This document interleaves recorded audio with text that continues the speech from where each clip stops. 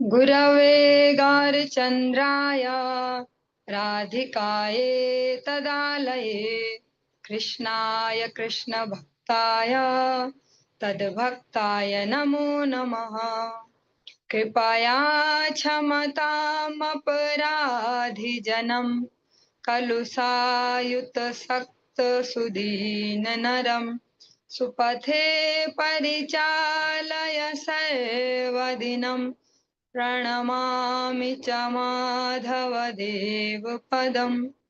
तव कृपाकर्ण अमार संबल, तव कृपा बिने नहीं अन्य बल। कृपा कर प्रभु दियाची दवल, दास तो मां प्रणमाय, दास तो मां प्रणमाय। सर्वप्रथम भगवान के अभिन्न प्रकाश विग्रह श्री गुरुपाद पद्म संबंध ज्ञान प्रदाता परम पूज्य परिप्राजक आचार्य दंडी स्वामी अष्टोत्तर शत श्रीमद भक्ति प्रसाद विष्णु गोस्वामी गुरुदेव महाराज के पावन श्री चरण कमलों में असंख्य कोटि दंडवत ज्ञापित करते हुए उनकी अहेतुक की कृपा प्रार्थना करती हूँ। वे अपनी कृपा वर्षण करें जिससे निज कर्ता अभिमान भाव को छोड़कर एकमात्र उनकी वाणी के वाहक के रूप में अपना परिचय दे सकूं। परम गुरुदेव नित्य लीला पृष्ठों विष्णुवास श्रीमद भक्ति दयित माधव गोस्वामी महाराज परमेष्ठी गुरुदेव जगत गुरु भक्ति सिद्धांत सरस्वती गोस्वामी ठाकुर प्रभुपाद व समस्त गुरु परंपरा जय युक्त हूँ। सपार्षद श्रीमन नित्यानंद प्रभु श्री गौर हरि वृंदावन बिहारी श्री राधा गोपीनाथ भगवान जय युक्त हूँ। वे हम सभी पर अपनी कृपा वर्षण करें जिससे भगवान के पवित्र नाम और हरि गुरु वैष्णव सेवा में हम सभी की रुचि उत्पन्न हो सके। इन मंगलमयी सेवाओं से हमारी मति स्निग्ध हो सके। आज की सायकालीन कक्षा में जिसमें हमने श्री चैतन्य भागवतम को प्रारंभ किया है, इसमें द्वितीय श्लोक से आज प्रारंभ करते हैं। नमस्ते काल सत्याय जगन्नाथ सुताय च साभृत्याय सपुत्राय सकलत्राय ते नमः। हे प्रभु, ये भगवान के भी वंदना चल रही है प्रारंभिक। हे प्रभु, आप भूत भविष्य और वर्तमान इन तीनों ही कालों में सत्य हैं। आप जगन्नाथ मिश्र के नंदन हैं। आपके परिकर या भृत्य रूपी भक्तगण, आपके पुत्रगण एवं आपके कलत्रगण सहित आपको पुनः पुनः नमस्कार करता हूँ। त्रिकाल सत्याय श्रीमद् भागवतम के अंतर्गत भी हम श्रवण करते हैं कि जब देवकी वसुदेव जी के यहाँ कारागार में भगवान प्रकट होने वाले हैं, समस्त देवतागण जिनके प्रधान जो नेतृत्व करने वाले हैं वे स्वयं शिव जी और ब्रह्मा जी हैं, भगवान की इस प्रकार से स्तुतियां करते हैं। गर्भ स्तुति परम सत्य कहकर उन्हें वहां पर भी संबोधित करते हैं। ऐसा ही श्रीमंत चैतन्य महाप्रभु के लिए भी कहा गया, आप भूत भविष्य और वर्तमान तीनों कालों में सत्य हैं। आप जगन्नाथ मिश्र के नंदन हैं।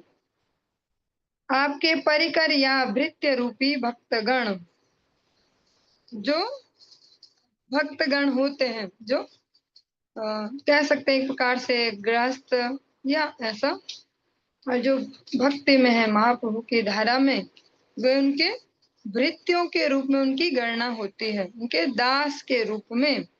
और आपके पुत्रगण, और जो पुत्रगण जिनको कहा गया सपुत्राय, पुत्रगण में उन जो त्यक्त जो आश्रम को जिन्होंने धारण किया है, त्रिदंडी, स्पेशली त्रिदंडी सन्यासी गण, उनको इस पुत्र गण में गिना गया। महाप्रभु के वे पुत्र गणों में उनकी गिनती है। जो अन्य भक्त गण है वे भृत्य गण में उनकी गिनती होती है। श्री कृष्ण संकीर्तन नामक अभिधेय विशेष के एवं आपके कलत्रगण, कलत्रगण मीन्स शक्ति, जो भगवान की शक्तियां हैं, वे कलत्र उनको कहा गया। इनमें भू शक्ति स्वरूपा श्री विष्णु प्रिया, श्री शक्ति स्वरूपा श्री लक्ष्मी प्रिया, जो हम दर्शन भी करते हैं, जो वेंकटेश बालाजी स्वरूप में जो भगवान विराजित हैं, वहां पर भूदेवी और श्री देवी उनके पार्श्व में दोनों तरफ है। यहाँ पर ये जो भूदेवी है वह विष्णु प्रिया देवी है, जो श्री देवी वे लक्ष्मी प्रिया देवी। लीला नीला या दुर्गा शक्ति स्वरूप श्री नवद्वीप धाम, कलत्र में जिनकी गिनती है वे है भूदेवी एवं श्री देवी, जो लक्ष्मी प्रिया विष्णु प्रिया। और जो लीला शक्ति या नीला शक्ति, उसमें जो दुर्गा देवी हैं, जिनकी कृष्ण लीला में जो उनकी बहन के रूप में एक प्रकार से आई है वो। एवं रुचि विचार से जो शक्तिगण, एक तो डायरेक्ट ये भू शक्ति और लीला शक्ति, और दूसरे विचार से जो रुचि विचार से श्री गदाधर पंडित, जो स्वयं श्रीमती राधिका रानी है, दास गदाधर नरहरि और रामानंद राय, जगदानंद पंडित आदि, इनको भी शक्तिगण में गिना गया, जो कलत्र गण हैं उनमें। इन सब के सहित मैं आपको पुनः पुनः नमस्कार कर रहा हूँ। जो इसका एक्सप्लेनेशन है, विवृत्ति, इसको हम श्रवण करते हैं। वंदना के द्वितीय श्लोक में श्रीमन महाप्रभु इस प्रकार से वंदित हुए हैं। वे त्रिकाल सत्य वास्तव वस्तु, करते करेंगे बाबू, अभी करेंगे ना, भाई का बर्थडे आ रहा है।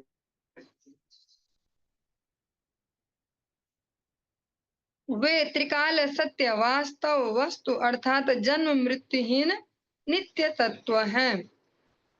भृत्य पुत्र और कलत्रादि अंगोपांगास्त्र पार्षद रूप विलास परिकर गण के साथ उन्हीं जगन्नाथ सुत श्री गौर सुंदर को नमस्कार करता हूँ। जगन्नाथ सुत यहाँ पर जो शब्द कहा गया, जगन्नाथ सुत कहने से एक वचन द्वारा श्री गौर सुंदर को ही लक्ष्य किया गया है। जगन्नाथ के दूसरे पुत्र श्री विश्वरूप या शंकरारण्य स्वामी लक्षित नहीं हुए हैं, क्योंकि शब्द तो जगन्नाथ सुत कहा, तो ये भी क्वेश्चन उठ सकता है कि जगन्नाथ सुत तो विश्वरूप भी हैं, पर यहाँ पर विश्वरूप को लक्षित नहीं किया गया, क्योंकि बाल्यावस्था में ही संन्यास ग्रहण करने एवं उन्होंने एक तो बचपन में ही संन्यास ग्रहण कर लिया, तो वे उनके सुत में उनकी गिनती नहीं हो रही है यहाँ पे।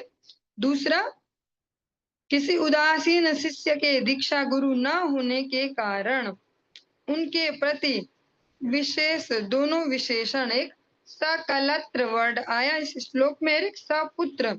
सकलत्र में जो उनके अनुगत जन है, जो उनकी शक्ति है, तो विश्वरूप जो है जब उन्होंने संन्यास भी ग्रहण किया तो शिष्य ग्रहण नहीं किए, तो सकलत्र उनके लिए नहीं कहा जा सकता। और यह सपुत्र भी, महाप्रभु के जो सन्यासी गण है उनको सब उनके पुत्रों में गिनती हुई है, और जो शक्ति है उनको सकलत्र में उनकी गिनती हुई। तो विश्वरूप, इसमें जगन्नाथ सुत जो वर्ड है वो विश्वरूप जी पर फिट नहीं बैठता। यदि कहें श्री गौर सुंदर के प्रति ही सपुत्र पद कैसे प्रयोग हो सकता है, उसके उत्तर में यह जानना होगा कि उनके उदासीन गोस्वामी शिष्यगण ही उनके पुत्र और गृहस्थ शिष्यगण ही उनके भृत्य रूप में गृहीत हुए हैं, जैसा हमने श्रवण भी किया और अनेक भक्त गोष्ठियों में श्रवण भी करते हैं। जो त्यक्त सन्यासी गण है, जिन्होंने त्यक्त आश्रम को ग्रहण किया है, त्रिदंडी सन्यासी गण, उनकी गिनती महाप्रभु के पुत्रों में होती है, और जो ग्रस्त भक्त गण है वे भृत्य के रूप में। पुत्र रूप से अच्युत गोत्रीय त्यक्त ग्रह त्रिदंडियों का स्थान है। और जैसे हम सभी जो सनातन धर्म के अंतर्गत आते हैं, सबका कोई ना कोई गोत्र अवश्य होता है, जो महाप्रभु की धारा में आए और जिन्होंने त्रिदंड संन्यास ग्रहण करते हैं, अब उनके वो पुराने गोत्र नहीं चलते, उनका एकमात्र गोत्र हो जाता अच्युत गोत्र। श्री रूप गोस्वामी जी ने स्वरचित उपदेशामृतम के प्रारंभ में रूपानुग संप्रदाय को ही त्रिदंडी संप्रदाय रूप से निर्दिष्ट किया है। ये सभी वास्तव में श्रीमन महाप्रभु के निज वंशज हैं। श्री नित्यानंद और श्री अद्वैत दोनों प्रभुओं के अधस्तन गण उन दोनों प्रभुओं के भी प्रभु श्रीमन महाप्रभु के भृत्य मात्र हैं। विधि विचार से भू शक्ति स्वरूपा विष्णु प्रिया और श्री शक्ति स्वरूपा लक्ष्मी प्रिया नामनी श्री गौर नारायण की दोनों पत्नियां, दोनों शक्तियां एवं लीला नीला या दुर्गा शक्ति स्वरूप श्री नवद्वीप धाम और रुचि विचार से पंडित गदाधर, दास गदाधर, श्री नरहरि, श्री जगदानंद, श्री वक्रेश्वर, श्री रामानंद राय, श्री रूप सनातनादि गोस्वामी गण सभी श्री गौर गोविंद के कलत्र रूप से गृहीत हुए हैं। और जो जो भी अभी आपने नाम श्रवण किए, लगभग 1, 1.5 या 2 साल पहले आप इन सबके चरित्र भी श्रवण कर चुके हैं। गौर पार्षद जब हम एक सीरीज चल रही थी, उसमें इन सबके हमने अलग अलग से सबके चरित्र श्रवण किए थे। अब तृतीय जो वंदना का श्लोक है, ये श्री मुरारी गुप्त जी ने इसकी रचना की है। अवतीर्णो सकारुण्यो परिच्छिन्नो सदीश्वर श्री कृष्ण चैतन्य नित्यानंदो दो भ्रातरो भजे। जो इसका शाब्दिक अर्थ पहले वो श्रवण करेंगे, फिर विस्तार में। करुणामय जो औदार्य विग्रह हैं, अचिंत्य शक्ति बल से वे, और जो आकार ग्रहण किया है इस बार वे मध्यम आकार, नित्य स्वरूप सर्वनियंता प्रपंच में अवतीर्ण श्री कृष्ण चैतन्य और श्री नित्यानंद नामक दोनों भ्राताओं का मैं भजन करता हूँ। जो इसका थोड़ा एक्सप्लेनेशन दिया गया उसको श्रवण करेंगे। विवृत्ति। परिच्छिन्नो स्वयं रूप और स्वयं प्रकाश, तत्व की लीला, चिन्मय विलास वैचित्र्य की प्रकाशक है। जो महाप्रभु है वो स्वयं रूप है और जो नित्यानंद प्रभु स्वयं प्रकाश। श्री गौर नित्यानंद या श्री कृष्ण बलराम दोनों अभिन्न होने से भी स्वयं रूप और स्वयं प्रकाश मूर्ति में दोनों रूपों से 2 विग्रह हैं। भ्रातरौ, इस श्लोक में भ्रातरौ में दोनों भ्राता, उन दोनों को कहा गया। श्रीमन महाप्रभु और श्री नित्यानंद प्रभु, इन दोनों के बीच में प्राकृत शरीर के संबंध से भ्रातृ लीला का अभिनय नहीं है। जो भगवान ने जहां जहां भी दोनों विग्रहों ने अवतार ग्रहण किया, उनका दूर दूर तक कोई ऐसा कनेक्शन नहीं है कि उनको भाई कहा जाए। पारमार्थिक गण ने सेव्य परमार्थ विचार से उन दोनों की स्वयं रूप और स्वयं प्रकाश दोनों लीलाओं का परस्पर अभिन्न और वैशिष्ट्य दर्शाने के लिए उन्हें भ्रातृद्वय कहा है। जो मुरारी गुप्त जी हैं, उन्होंने जो ये लीला है गौर लीला, इसमें उनका जो अभिन्नत्व है दोनों का, गौर नित्यानंद का, और जो वैशिष्ट्य उसको दिखाने के लिए उन्हें भ्राता कहा। ऐसे अनेक भक्तगण भी कहते हैं कि दोनों भाई हैं, नित्यानंद और गौरांग महाप्रभु। कभी कभी तो नए भक्त भी कंफ्यूज हो जाते हैं, ऐसे किसी से सुनो कि भैया ये दोनों ना भाई हैं, गौर निताई। चलिए चतुर्थ श्लोक हम श्रवण करेंगे। इसमें जो संकीर्तन रस में मत्त है से गौर सुंदर का जय घोष किया गया, उनका यश गान है। सा जयति विशुद्ध विक्रमः कनकाभ कमलायते क्षणः वरजानु विलंबि षड्भुजो बहुधा भक्तिरसाभिनर्तकः। जिसका शाब्दिक अर्थ है पहले वो श्रवण करेंगे। कीर्तन के समय भक्ति रस से भरे हुए चित्त में विविध प्रकार से नृत्य विलास शील विशुद्ध विक्रम सुवर्ण कांति पद्म पलाश लोचन एवं सुंदर घुटनों तक लंबे षडभुज युक्त श्री गौर सुंदर की जय हो।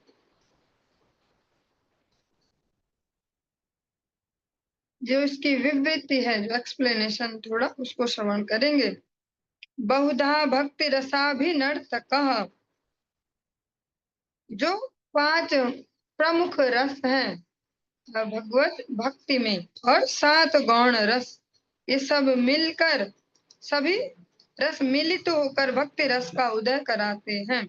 श्री गौर सुंदर ने 5 प्रकार के रति विशिष्ट भक्तों के विषय विग्रह होकर सुंदर भाव से स्वयं नृत्य किया था एवं अपने आश्रित जनों को नृत्य कराया था।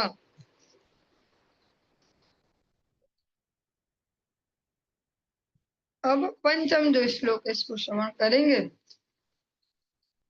जयति जयति देवः कृष्ण चैतन्य चंद्रो जयति जयति कीर्तिस्तस्य नित्या पवित्रा जयति जयति भृत्यस्तस्य विश्वेश मूर्ते जयति जयति नृत्यं तस्य सर्वप्रियाणाम्। लीलामय स्वराट पुरुष श्री कृष्ण चैतन्य चंद्र की जय हो, जय हो। सर्वेश्वर सर्व जगत के प्रभु साक्षात चिन्मय विग्रह अथवा सब ईश्वरों के जो उन ईश्वरों के भी जो ईश्वर हैं, श्री गौर सुंदर के भक्त वृंद की जय हो, जय हो एवं उनके अखिल प्रिय परिकर गण के नृत्य की भी जय हो, जय हो। विवृत्ति।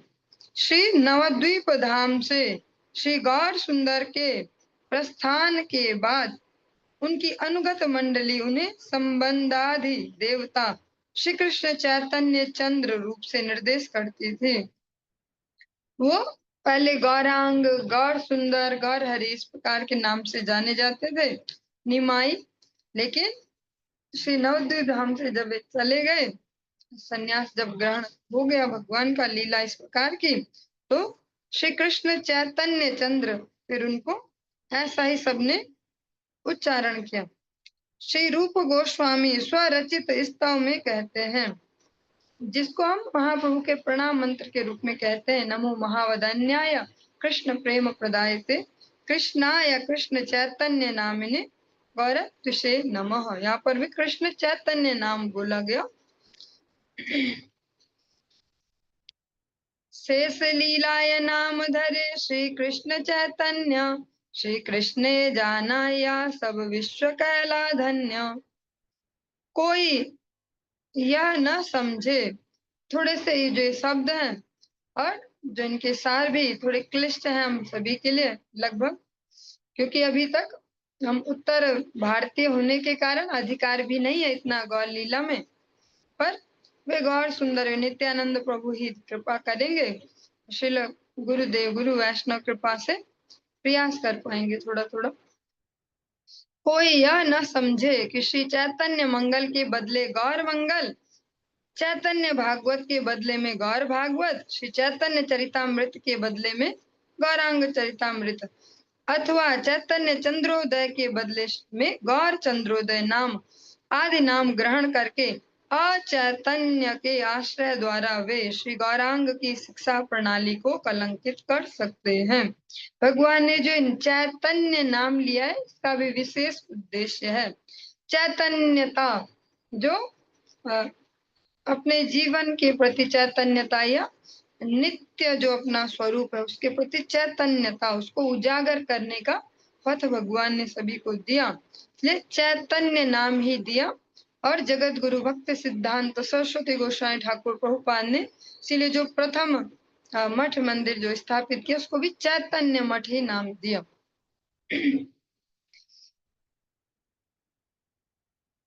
श्री गौर लीला में उन्होंने जगत के हर विमुख अचैतन्य व्यक्तियों में कृष्णान्वेषण चेष्टा रूप चैतन्य धर्म उदय कराने के लिए ही श्री कृष्ण चैतन्य नाम ग्रहण करके निश्चित मंगल प्रार्थी जनगण की कृष्ण भजन चेष्टा का आदर्श उद्दीपन कराया था।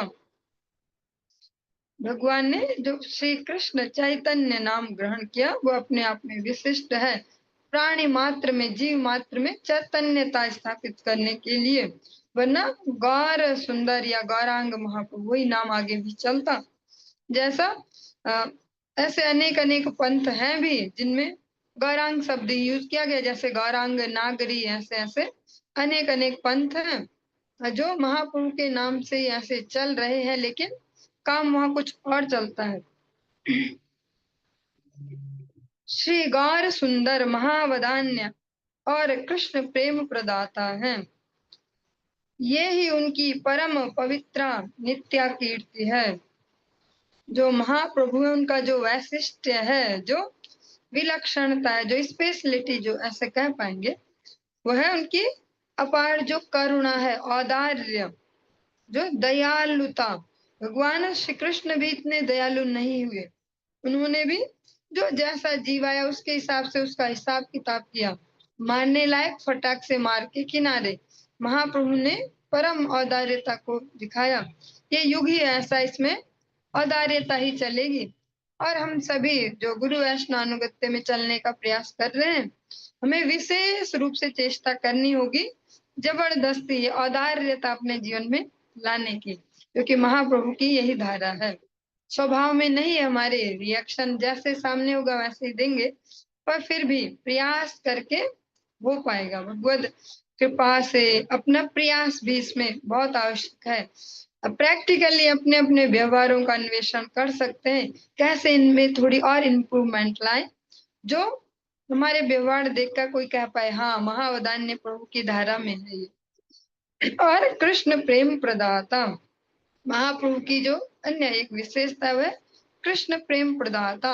फिर सामने पत्थर है या जानवर है या पेड़ पौधा, वो फिर मैटर नहीं करता, जिसको छू दिया, जिसको कहा कि कहे, उसमें कृष्ण प्रेम का संचार कर दिया।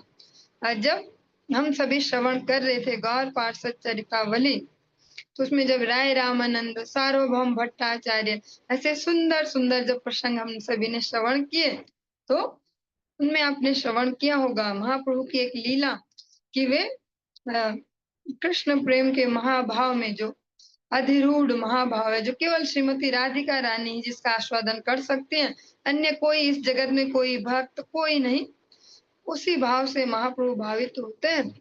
और समुद्र वो निकल पड़े, किसी को पता नहीं है, बंद कोठरी में से गंभीरा से कहाँ चले गए, पता नहीं कैसे निकले और कैसे गए, पर वे जब उनका अन्वेषण किया गया, कहाँ होंगे, ढूंढते ढूंढते जा रहे हैं। समुद्र किनारे एक मछुआरे को पागलों की भांति उन्मत्त देखा, कृष्ण कृष्ण उच्चारण कर रहा है, और पूरे अष्ट सात्विक विकार जो हम नाम सुनते हैं, स्वेद, स्तंभ, कंप, विवर्ण, ये सब उनमें दिख रहे हैं। उस मछुआरे में पागलों की भांति उन्मत्त होकर डोल रहा है। तब सार्वभौम भट्टाचार्य आदि भक्तगण समझ गए कि अवश्य इसने महाप्रभु का दर्शन या स्पर्श पाया है। तो फिर वो इस दिशा में गए, तो जाकर देखा है कि जाल में जो मछली फंसाने का जाल है, उसमें कुछ हड्डियों का सा कुछ ढांचा है, जो जो शरीर के सारे जो जॉइंट्स हैं वे सब खुल गए, और ऐसे लंबा लंबा कुछ शरीर सा, ऐसे अस्थियों का ऐसा लंबा ढांचा सा कुछ फंसा है उसमें। फिर महाप्रभु को श्रीमद् भागवतम के श्लोक जब श्रवण करवाए, फिर वे वापस अपने स्वरूप में वापस आए, और फिर बाह्य चेतना की स्फूर्ति हुई। इसका जो प्रत्यक्ष एग्जाम्पल देखते हैं, वे श्री जगन्नाथ जी के स्वरूप में भी देख सकते हैं। उसका कुछ हिस्सा कि जो जगन्नाथ देव है वे अपनी ही कथा सुन के कृष्ण कैसे हो जाते हैं, उसका चलता फिरता एक जीवंत एग्जाम्पल है। आज के युग में बहुत ऐसे चल रहा है जगन्नाथ जगन्नाथ, पर उसका जो बेसिक है वो है कृष्ण प्रेम, कृष्ण कथा, कि अपनी ही कथा सुन के, इतनी अनुपम, इतनी मधुर है भगवान की कथा, भगवान अपनी ही कथा सुन के ऐसे गल गए, संकुचित होने प्रारंभ हो गए। महाप्रभु विस्तारित हुए इस बार, उनके जो जॉइंट्स है वो सारे खुल खुल के इतने लंबे। और जब मछुआरे ने जाल फेंका तो उसमें फंस गए, सोचा बड़ी मछली है, पर जैसे जाल खींचा उनका स्पर्श पाया, कृष्ण प्रेम में उन्मत्त हो गया। महाप्रभु का जो वैशिष्ट्य है कृष्ण प्रेम प्रदायता।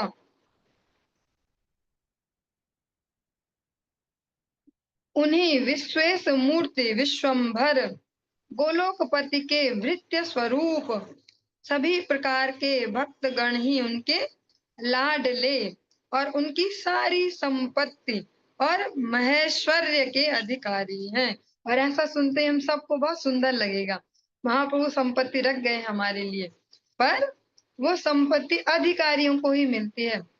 इस जगत जैसा नहीं है कि केवल पुत्र होने से हो जाएगा, वहाँ पात्रता भी चाहिए। पुत्रता मेन वहां पर मैटर नहीं करता, पात्रता। जो अधिकारी होगा वही महाप्रभु की संपत्ति को प्राप्त कर सकता है। श्री स्वरूप दामोदर, श्री राय रामानंद, श्री वक्रेश्वर और अन्यान्य प्रिय जन वर्ग के गोपी भाव में भावित कीर्तन द्वारा दास्य ही सर्वोपरि जय लाभ करें। जो जो हमने भी नाम श्रवण किए, श्री स्वरूप दामोदर, श्री राय रामानंद, श्री वक्रेश्वर, इन सब के आपने चरित्र सुने थे गौर पार्षद सीरीज में। कितने अनुपम चरित्र इनके हैं। स्वरूप दामोदर, राय रामानंद ऐसे भक्त गणों में से हैं जिन्होंने उस लीला में उस समय प्रैक्टिकली जो कभी वृंदावन धाम आए नहीं, लेकिन वही वास्तव में ब्रजवासी हैं। हमारे पास तो इतनी सुविधा है, जब मन किया चलो वृंदावन, हाँ, और हम बातें भी बनाते वृंदावन वृंदावन ऐसे। स्वरूप दामोदर, राय रामानंद जो महाप्रभु के विशिष्ट जन है, उनका वृंदावन ऐसे हमारे जैसा कभी जाना नहीं हुआ है। फिर भी महाप्रभु के प्रिय भक्तों में महाप्रभु जिस भाव में होते हैं उसको वही अच्छे से समझते हैं और महाप्रभु को वही स्थिर करते हैं जब वे अपने इस महाभाव में जाते हैं। ऐसे जो भक्तगण हैं, ऐसे प्रिय जो जन है महाप्रभु के, वे श्री गोपी भाव में भावित कीर्तन द्वारा, जो ब्रज गोपियों की जो भक्ति है, जैसा हम सभी श्रवण करते हैं गुरु वैष्णव के मुखारविंद से, आराध्यो भगवान ब्रजेश तनया ततधाम वृंदावनम रम्या काचिद उपासना ब्रज वधु वर्गेण या कल्पिता। जो ब्रज वधु गण की जो भक्ति है, वही जो गौड़ीय वैष्णव, जो स्पेशली जो ब्रह्म माध्व गौड़ीय वैष्णव संप्रदाय है, एकमात्र उपास्य ये कह सकते हैं लक्ष्य, वो गोपी भाव ही है, पर आर्टिफिशियली नहीं है यहाँ पे कि आप आए, आपकी आज ही दीक्षा हुई और आप ये गोपी बन गए और आप वो मंजरी बन गए, ऐसा नहीं है। यहाँ प्रैक्टिकली उस अधिकार को प्राप्त किया जाता है अपने दास्यता सिद्ध करके। जब दास्यता उस लेवल पर पहुंच जाए तो भगवान स्वयं ही उस जीव को उस भाव से शोभित कर देते हैं, धन्य धन्य कर देते हैं। प्रैक्टिकल प्रोसेस है ये, आर्टिफिशियली नहीं है बैठे बैठे आंख बंद की और हम इमेजिन करें मैं तो वो मंजरी और मैं वो दासी और मैं ये गोपी और मेरी ये सेवा, ऐसा यहाँ पर नहीं है। यहाँ पर प्रैक्टिकली अपने प्रारब्धों को नष्ट किया जाए सेवा से, और फिर प्रारब्ध नष्ट करना एक एंगल है उसका, उसके बाद सेवा का वैशिष्ट्य प्राप्त करके गुरु वैष्णव का जो सन्निधि है उसको प्राप्त करेंगे, तब उनकी वो संपत्ति प्राप्त हो पाएगी। और प्रैक्टिकल प्रोसेस है, कुछ हवाबाजी भी नहीं है, इसको अचीव किया भी गया है अनेक भक्तों के द्वारा, अचीव करेंगे भी। सी जो जैव धर्म ग्रंथ है उसके 3 पार्ट्स में वो चलता है। एक तो जो फर्स्ट है वो उसमें सबकी एंट्री है, सब सुन सकते हैं समझ सकते हैं।